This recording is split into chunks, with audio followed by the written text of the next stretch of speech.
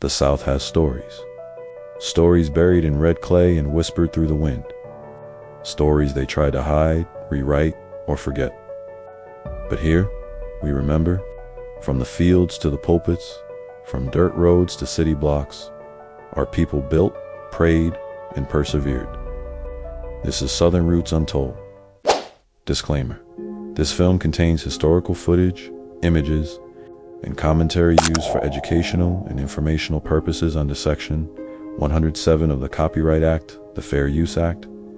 Southern Roots Untold does not claim ownership of copyrighted materials included in this production. All rights belong to their respective owners.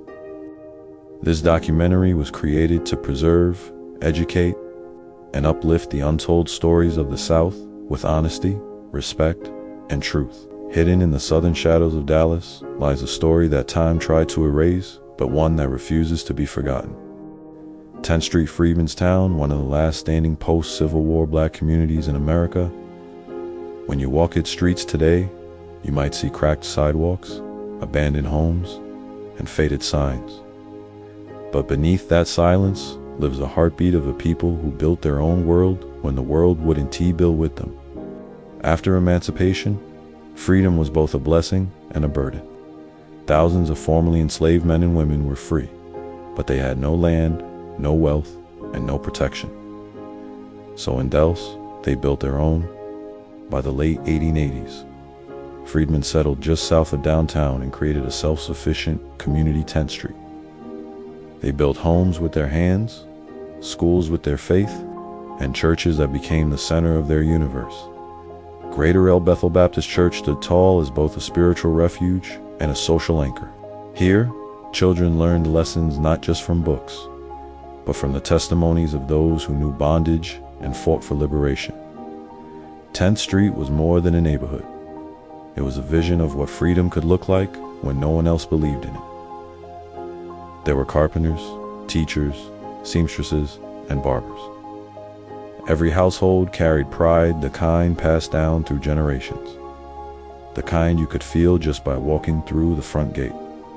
But in the mid-1900s, change came dressed as progress. Highways were built through black communities. Urban renewal projects targeted the land that held the deepest roots. And slowly, piece by piece, 10th Street was torn apart, labeled blight, then bulldozed into memory. Still, the spirit of the community would not die. And that's where Juanita Craft stepped in. Juanita Jewel Craft, a name every Dallas child should know. Born in 1902 in Round Rock, Texas, she moved to Dallas and became one of the most fearless civil rights leaders in Texas history. From her small house in South Dallas, she organized youth councils, voter registration drives, and protests to integrate everything from schools to theaters to the Texas State Fair. She joined the NAACP and used her voice to challenge segregation head-in, not with anger, but with relentless courage and dignity. Mrs. Craft fought for the very people whose stories began in places like 10th Street. She believed that no neighborhood, no matter how small, should ever be forgotten or left behind. And she didn't just talk about change, she became it. In 2023, her legacy was permanently honored when the South Dallas Post Office was renamed the Wanita J. Craft Post Office Building, a symbol of what it means to leave your mark on the world. Think about that. A building that once processed letters and packages now carries the name of a woman who delivered justice, equality, and hope.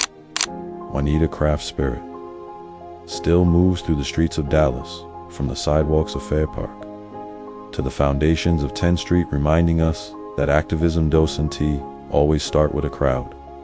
Sometimes it starts in your living room. Sometimes it starts with one woman saying, "Enough." 10th Street still stands as proof that progress should never mean erasure. Its history is the backbone of Dallas, the quiet proof that our ancestors didn't just live here, they built here.